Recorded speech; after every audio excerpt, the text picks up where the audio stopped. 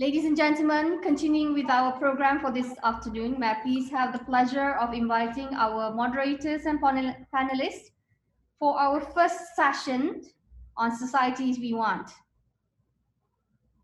Mr. Zikry, can I hand over the floor to you, sir?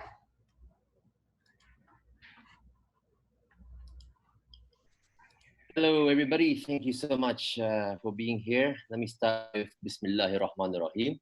Alhamdulillah Rabbil Alameen. Wa salatu wa salam ala mursaleen. Alhamdulillah Rabbil Alameen. Ahmad.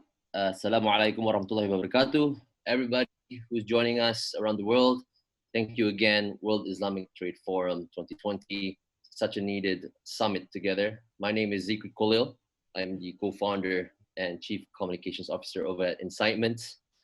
And I'll be your moderator slash speaker slash facilitator. It's an exciting day today as we are collectively together with three other amazing individuals who are playing different parts of the sector. And before I introduce him to you personally, I'd like to lay down some rules since we only have 40 minutes, unfortunately. This session would be nice if it would be 2 hours, because I know a lot of these amazing speakers today will be able to incite more positive insights. Quick introduction by myself and the speakers for 5 minutes, and then I'll hand over one by one to our esteemed speakers with 8 minutes per speaker. That leaves us with 29 minutes, and the remaining 11 minutes we'll leave it up for the Q&A for our viewers out there. They can leave a question and answer, which is right below here. You'll see a Q&A right there. Feel free to drop your questions and we'll be able to help you with the answers as soon as possible. So if the speakers are okay with this time that I've pretty much proposed, we can definitely proceed. Yeah? Yes or yes? I guess it's a yes. All right, so first and foremost, the talk of the day, the first session, is all about what do societies want these days, especially after what just happened, the madness, the impact that has affected globally on societies due to the COVID-19. This has been quite a phenomenon in many ways. You can see economically benefiting and also devastating specific group of classes of people. We've seen exclusions of different races and different religious backgrounds, no matter which country they're from. And another part that's been playing hugely in our society these days is we don't know, or we're having issues on what is real coming up from news, as deepfake insights of contents and articles are crawling all over the internet through Facebook, and some are even purposely targeted. And that poses a question for today, and that is why we have these amazing speakers today to address, give a call to action on some of these society needs, on, you know, should we be adapting to the new behavior change of our own people, because as you can see, a lot of people are more reluctant to go out. The school systems are changing and so forth.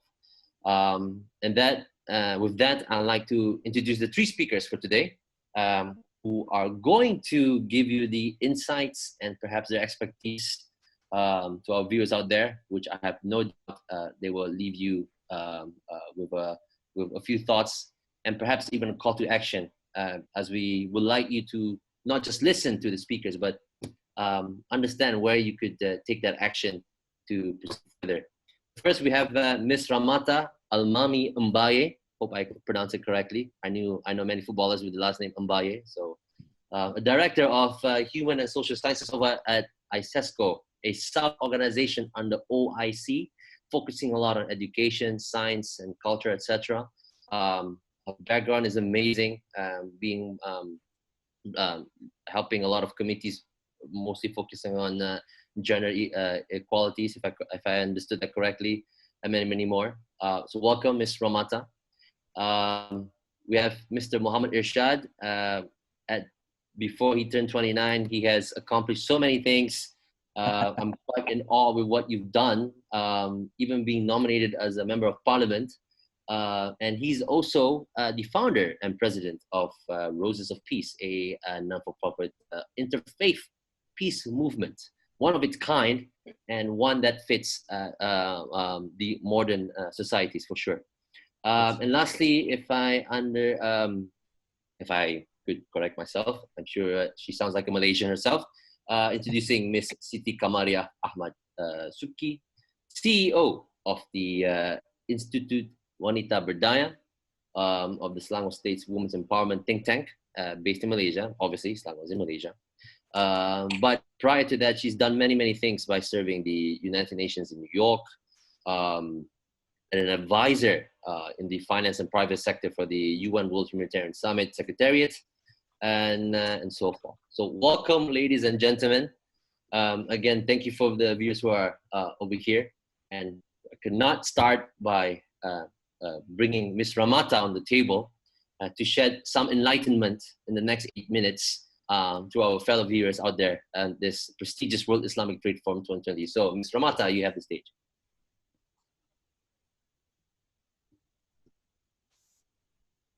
Ms. Ramata? Oh no, I do not think we can hear you, Ms. Ramata.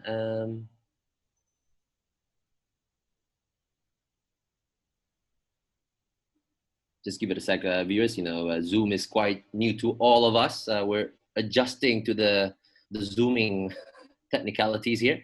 So, Ms. Ramata, would you like to try one more time, see if there's an audio coming on your end? If not, I can move to Mr. Mohamed Irshad so that you could try to figure that out in the meantime. Oh, here we go. Can you say a few words, Ms. Ramata, if it's working now? Oh. So sorry. Perhaps Francis Sim, if you could assist Mr. Ramata, who's our host of the Zoom at the moment. Just assist Ms. Ramata at the moment because we can't hear any audio from your end. Ms. Ramata, just hang on. I will get Mr. Francis Sim or the team over at International Service Strategy to help you out. In the meantime, Mr. Mohamed Irshad, would you mind taking care of your sites? And again, my bad. No problem. Thanks so much, brother Zikry. And I just want to check the audio is okay. Am I audible? Perfecto, perfecto. I think it's good. Perfect. Thank you so much for this opportunity. Delighted to be part of the World Islamic Trade Forum. I think this distinguished platform is tackling one of the issues of today, very important, urgent issue, which is how do we deal with COVID-19 as the entire world is facing this pandemic? How can we rally our communities together, and what society can we envision for ourselves amidst the COVID-19 crisis and also in future moving forward? I think the session, the societies we want, is in it's in relation to what ICESCO has launched, which is a society we want initiative. And COVID-19 pandemic is the latest among a long list of crises that have hit the world in our globalization era, revealing our fragilities and the urgent need to rethink our societies. And the multifaceted crisis the world is faced with revealed itself in various ways in the last decade, continuously sending us signals on the urgent necessities to take action and to embark on deep transformational process of our societies. I think with every crisis comes opportunity, and including this particular crisis, and whether it's a societal level with the rise of inequality or multiple challenges to peace and security, at economic level with financial crisis and widespread poverty, and at the environmental level with climate change or health level reoccurring outbreaks such as COVID-19 and previous occurrence of SARS, Ebola, etc. Our society today is undoubtedly a critical juncture, and throughout the history of humanities, such critical juncture and this crisis allow us to take stock of our current situation and to take the path of innovation and positive transformation that can contribute and has contributed to building a resilient and cohesive and better society. And COVID-19 pandemic is no exception. So what I would like to share is how, this crisis that we're facing today and some of the challenges that we're facing as part of this crisis, and what opportunities are there to rally ourselves as a community.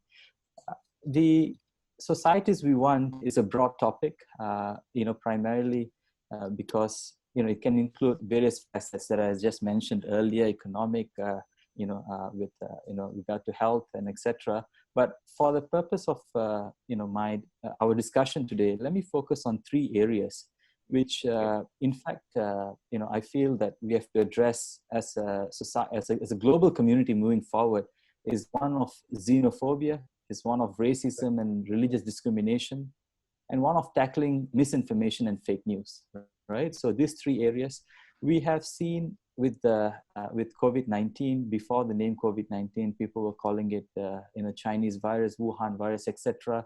But WHO came in decisively to call it COVID-19. And this virus is not bounded by any geography. Yes, there is the initial outbreak and the cases came forth largely from China, but it has affected the entire world. So when we are hit with a social pandemic like this, a health crisis, I think it's important not to just pin the blame on any particular country, for example, because we are in it as a humanity, as a global community. We have to tackle the virus. It hasn't spared a single country. And what we should be nuanced and be careful of is to pin the blame on any particular community for the matter, because everyone is affected. And economically, everyone is affected by way of the healthcare crisis in each country. Everyone is affected because the world is intertwined, is connected, and globalized. And that's one first aspect that I want to touch on. The second one is on racism and religious discrimination. It's not a Chinese flu, it is not and the Muslims, because I remember there was an issue where the Tabligh Jamaat was gathered in Malaysia, and Yes. From that particular event, congregation, they went all over, the country, and even to abroad to different countries. And the crisis was, the sort of, they took the virus with them. Some of them who were infected. But however, this is not specific to a particular religion. There are, Christian groups which had gatherings in the churches. There were Hindu congregation in India and elsewhere in the world. So we shouldn't also be quick to jump into the conclusion of pinning the blame of this entire COVID-19 to be associated with any religion or race. Religion or race are part of a person's identity. They have, a person can have multiple identity. So the religion is just one aspect of it. I think we shouldn't use this opportunity to nitpick or pick on or discriminate a particular racial group or target a racial or religious profile. So I think we should be, and I think that is something that is a learning process as we evolve as a global community. I think we should be nuanced of that. And the third area that I wanted to quickly touch on briefly in the 8 minutes that I have is on fake news and misinformation.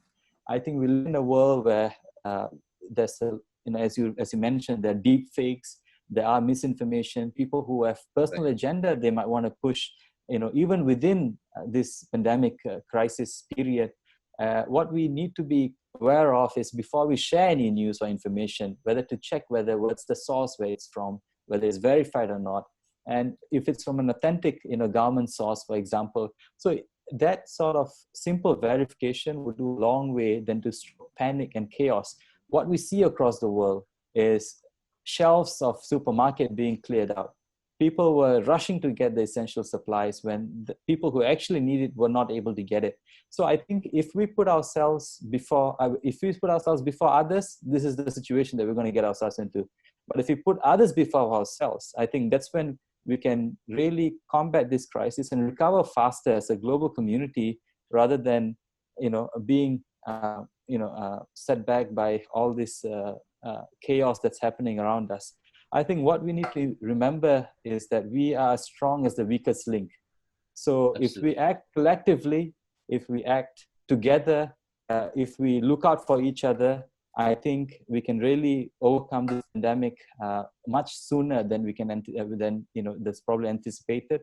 And in that regard, I would like to share 3 ways which we can, sort of come together. You don't have to wait for authorities. That's number one.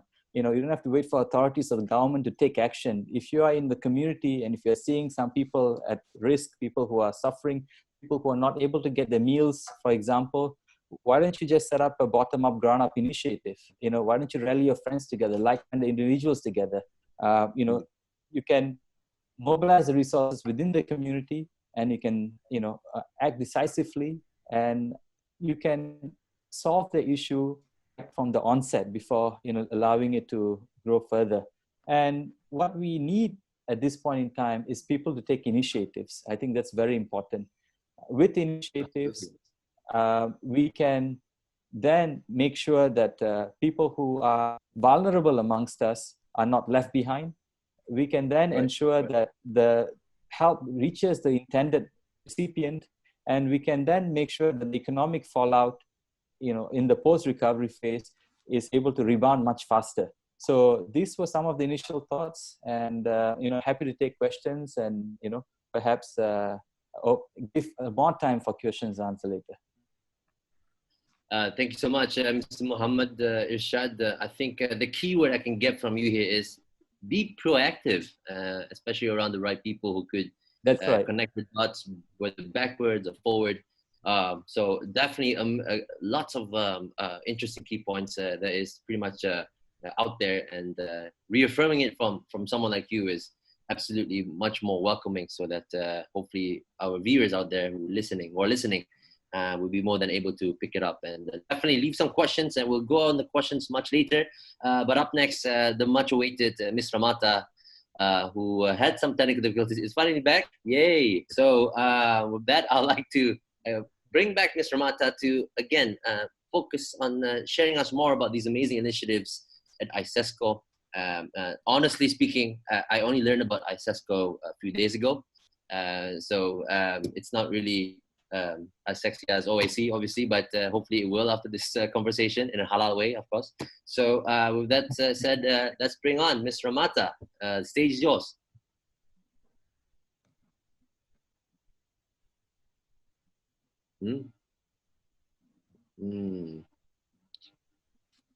Oh, okay. Ms. Ramata, we still can't hear you, unfortunately. Maybe the audio on your end again, or do you have? I can hear something. Try speak to that.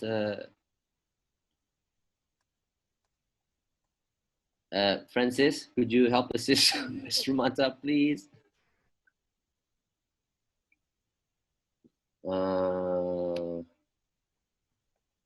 Is there? Yeah, the audio button is on. I think everything is on. If there's another earpiece, perhaps that might help. But in conscious of time, Mr. Ramata, if you don't mind, I will have to summon Miss Siti Kamariah. Sorry to call you out of the blue there. While again, hopefully our team over at World Islamic Trade Forum could help Ms. Ramata with the audio technicalities. I know this is very frustrating. But in Islam, we have to be, sabr. So let's practice the sabr, and inshallah, everything will be fine from there. So Miss Siti Kamariah, a Malaysian herself. I'm a Malaysian myself too, just so you know. Just wanted to, bring you on the stage and incite us with your insights as well. So welcome, Miss Siti Kamariah. Assalamualaikum, and a very good afternoon to all, and I hope the audio is loud and clear. The topic that we have today, the society that we want, is actually one of the most interesting topics I've had, because it really got me thinking, got me imagining what is it, the kind of society that I want for my children, my family, and our future generations. And the coronavirus has shown to us that it actually does not discriminate. We may be discriminatory to people around us, whether consciously, subconsciously, but the virus is actually by far one of the greatest equalizer. So it clearly shows that anyone, from the richest to the poorest, from the most powerful to the most powerless, could be at risk of infection. And that, I think, may or may not have hit us hard with full understanding of the extent of how it does not discriminate. Right. And as nations around the world struggle to fight this pandemic, I think as also what Mohamed Irshad has highlighted to us, that we are only as strong as the most vulnerable in our society. And I think this is a very important realization for us all to have. And the pandemic has also exacerbated various factors of issues that happened in the past that we all live in and take for granted. For example, the number one thing that we're seeing today is the after effects of socio-economic effect that people are starting to feel after months of suffering the pandemic is inequality. It's not a new subject, not new topic, but in the last couple of weeks itself, for us that have been on the ground distributing aid, you're seeing really desperate messages by people on the ground, like people asking for milk money for their children, run out of savings, no food at home at all, like savings balance going negative. And these are very real poverty and hunger situation that is going to hit us very, very hard. So according, I want to highlight there's a statistic from OECD that shows that if the bottom 40% of society that has too little to spend, actually the entire economy, everyone from the rich to the poor will suffer, because economic growth will be severely affected. And there are a few things that we need to look into. And my approach to a fair society in fighting this pandemic is hugely guided by my thinking around the effects of how social arrangements have on the subject of inequality in health. So as you know, access to healthcare is not something that everyone takes for granted globally. Certain parts of the world, even for the COVID-19 testing, not everyone actually can access it. I think in Malaysia, at least, I think it's still not affordable. And I'm sure in other parts of the OIC countries, some people can't even imagine being able to pay for it. So as you can see, only the ones who can afford for it, or who have employment in which their employers can afford for it, will be able to have themselves tested. But the thing is, if you don't get yourself tested and you are, after all, COVID positive, everyone around you will suffer. And you can see here that the issue of inequality, if someone actually gets COVID-19, is actually something that everyone should be concerned about. So inequality in health is something that nations around the world globally needs to look into seriously. So that's the first one. Secondly is the impact the importance of social capital. So in the last couple of weeks, I realized that one thing, social capital actually now trumps political capital. You will see that in Malaysia, for example, the kita jaga kita, or we take care of each other hashtag trending in millions. It shows that Malaysians and also citizens of the world are gaining the confidence that we can survive this, and we can take care of each other. And social capital is simply networks of relationships of people, not just in your community, it could be globally, people that you can access through digital means and social media, that share the same values, share the same worldview, thinking, and believe that, hey, let's support each other to do this. And how can we as nations harness this social capital? How do we strengthen these different communities that are already doing great work in the different parts, like Malaysia, in Sabah, Sarawak, also in Thailand, and making sure that peace and prosperity belongs to everyone. And this is the kind of thinking I think nations need to look into. Like, for example, there's a small community in I just gave you an example in Sabah that's doing great work, helping the stateless, without any documentations, but are facing this pandemic nonetheless. How can we learn the best what they've done in that remote area and bring it to another parts of the community? And how we also enable them, empower them, giving them access to digital learning capabilities, and making sure that they're able to communicate with the outside world.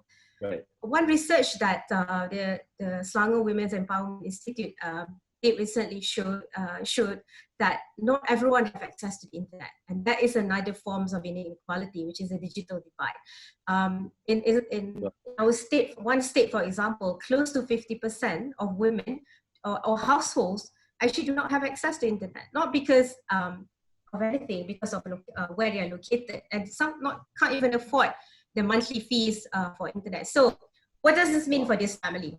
It means that the head of the household are not able to look for jobs on the internet. The children, for example, with the schools being closed at the moment, are not able to attend the online learning classes that most parents actually now take for granted, that it's okay, schools are closed, my kids are learning on the internet. But actually that only applies to 50% of the population, for example. So there's another form of inequality that we need to look into. And social capital, for example, communities can bridge this divide by having, for example, a community Wi-Fi access that could be shared with like 50 other people in the neighborhood, amplified by routers that could ensure that children can continue to learn.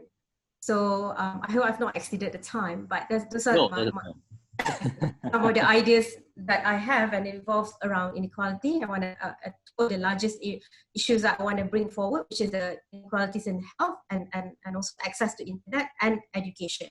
And all this leads to socio-economic inequalities. As we know, poverty is multi-dimensional in nature. So poverty does not only mean that you don't have money in your pockets, you're poor, but if you don't have access to internet and other forms of opportunity and education and banking facilities and access to credit, that means you are equally poor as well and would not be able to come out from the vicious cycles of poverty. Thank you.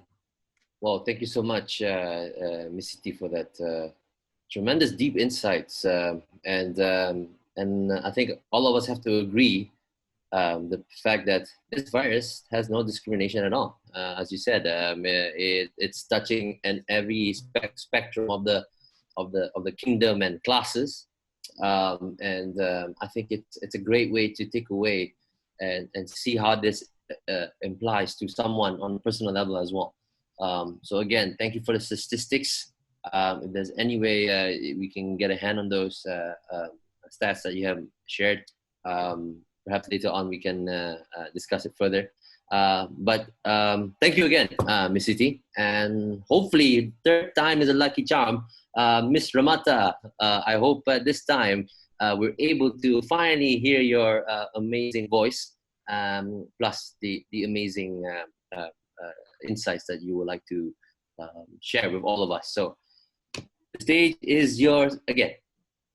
Thank you so much. You can hear me now? Yes, Amen. Thank you. It's part of technology power issue, and you want society with full technology with us. Alhamdulillah. Alhamdulillah. Thank you, gods, for being here today. And I wish to reiterate on behalf of Dr. Salim Al-Malik, Director General of ICESCO, our sincere gratitude to the World Islamic Trade Forum for this important gathering. And our thoughts are with all people, countries affected by the coronavirus, COVID-19. Thank you again for being here today. Thank you. We are talking of the society we want.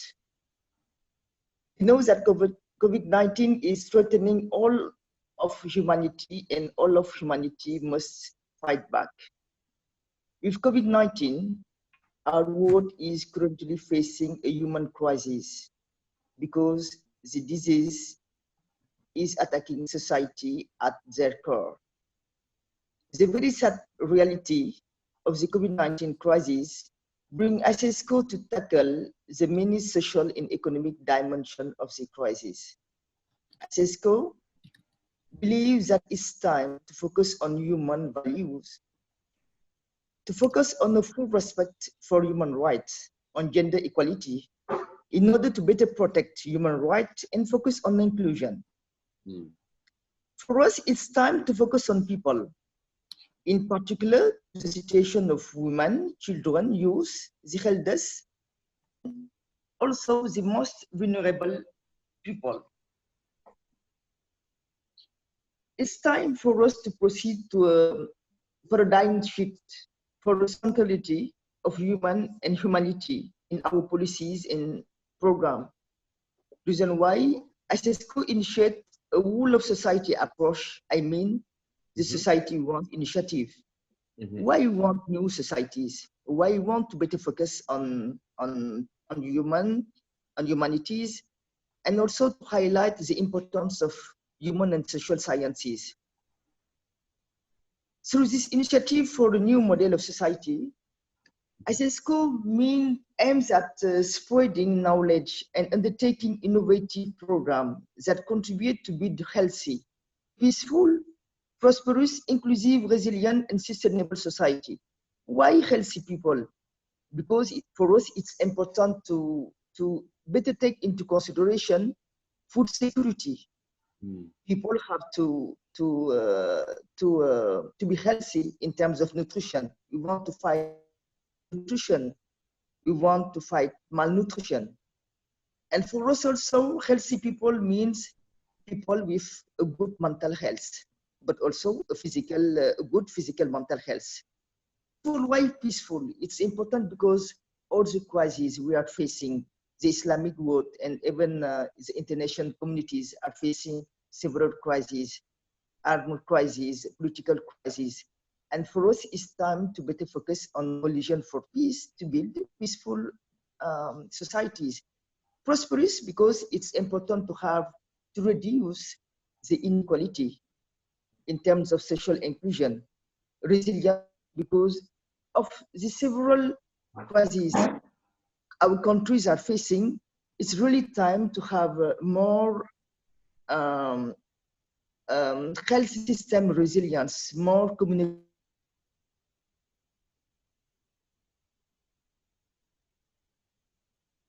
Each one of us to learn from the crisis and build back better with strong health system.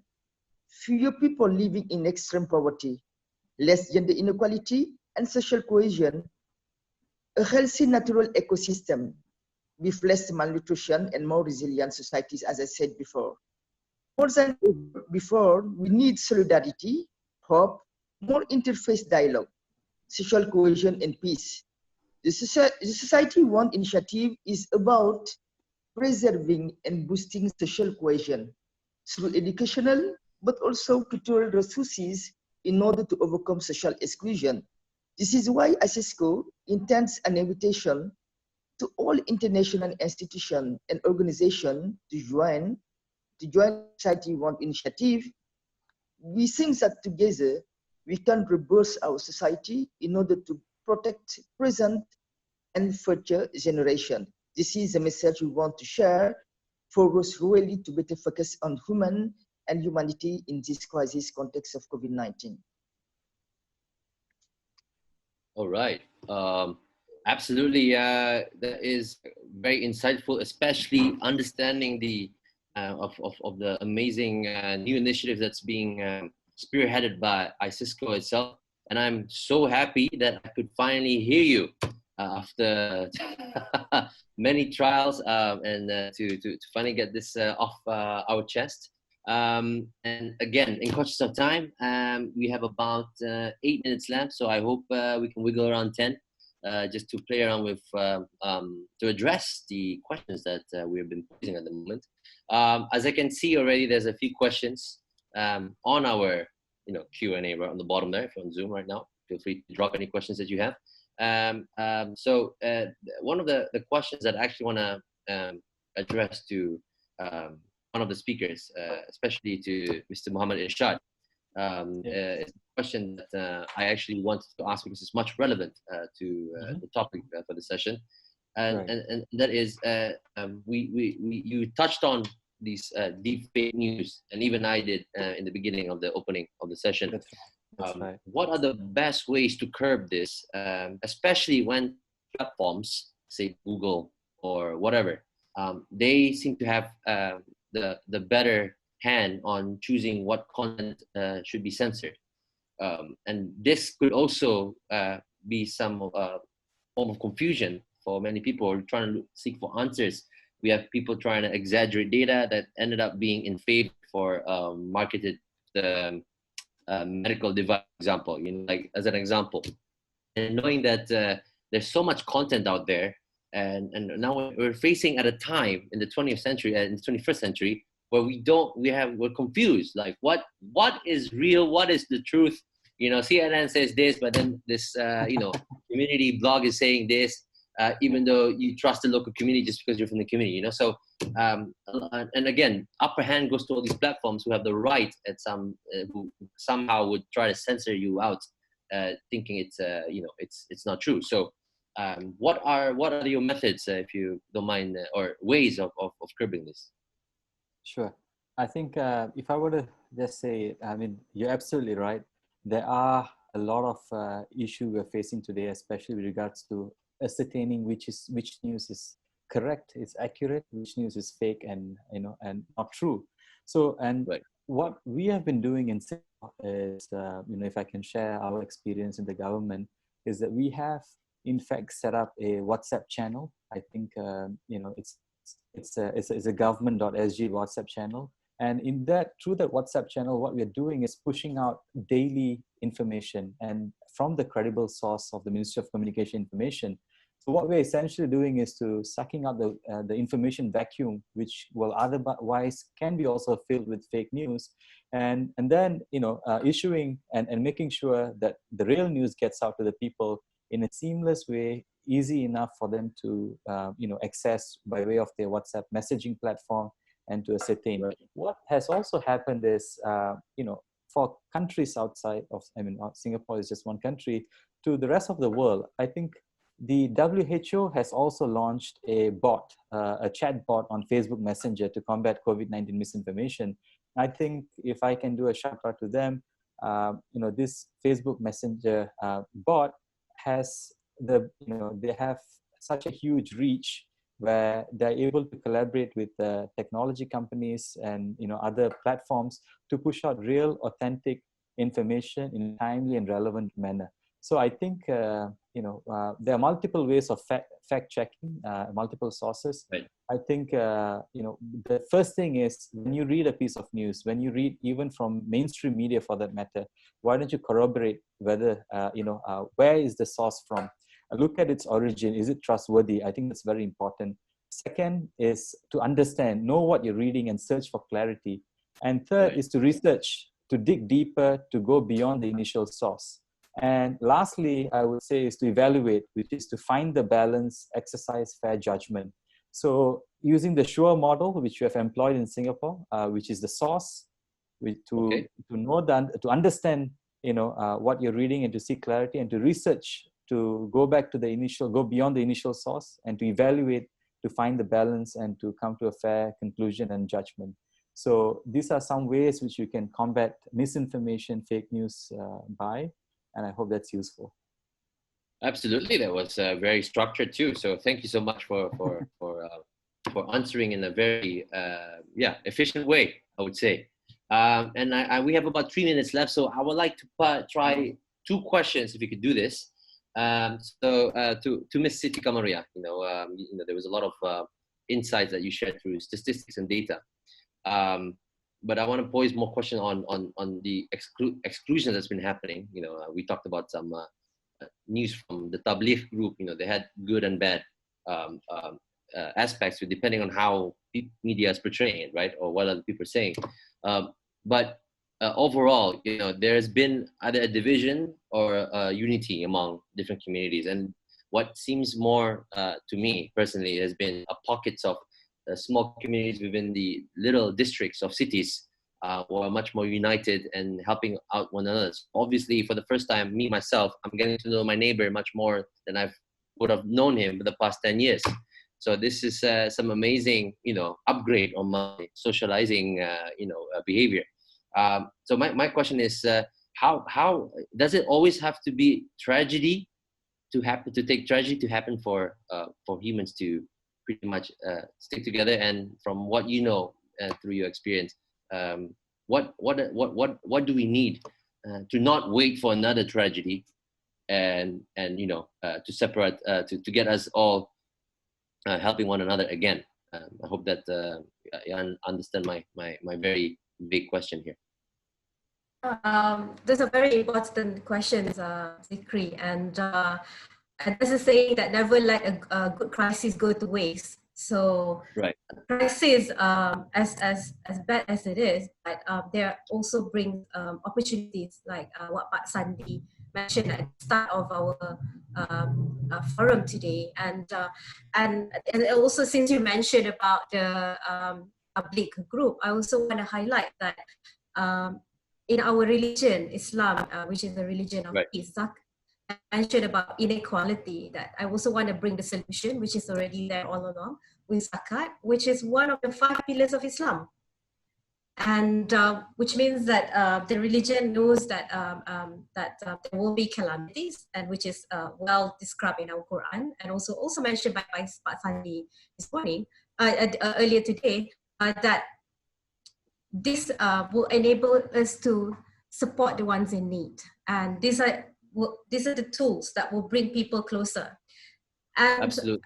And as you can see, like you're getting to know your neighbor more closely in times of crisis. I think not just you, Mr. Zikry. I think there are people, thousands and millions of people around the world are getting closer to their neighbors today. Like, for example, I will share this, that there are more people visiting our house in times of COVID-19 than before. Before this, we don't really have that many visitors, and you probably wonder why, because these are our neighbors, some of whom are migrant workers who came knocking at our doors asking for food. Do you have extra rice? Do you have extra sugar? Do you have, can I have a bit of money to buy milk for my children? And I didn't know that I actually live pretty close by to my area, only until recently. So I think we need more people come knocking at our doors, Mr. Zikry. This is how we get through this pandemic together. Very honest, very truthful way to say it. I cannot agree more, Miss Siti. So, and again, as much as I want to get to all the questions that we have, this session was too short, unfortunately. So, World Islam Trade Forum, please take note. I think we should at least have at least an hour and 20 minutes because there's a lot of Q&As. We have so many viewers here, almost yeah, it's a very monumental task for a moderator like me, trying to make everyone happy. Of course, that's another dimension, of course, if I could ever do that. But again, I would like to thank all of our speakers for being here tonight, not tonight, this evening, depending which time zone you are in. Again, so sorry, Ms. Ramata, with the issue on the technicalities, but we're so happy to finally hear from you and learning more about ICESCO.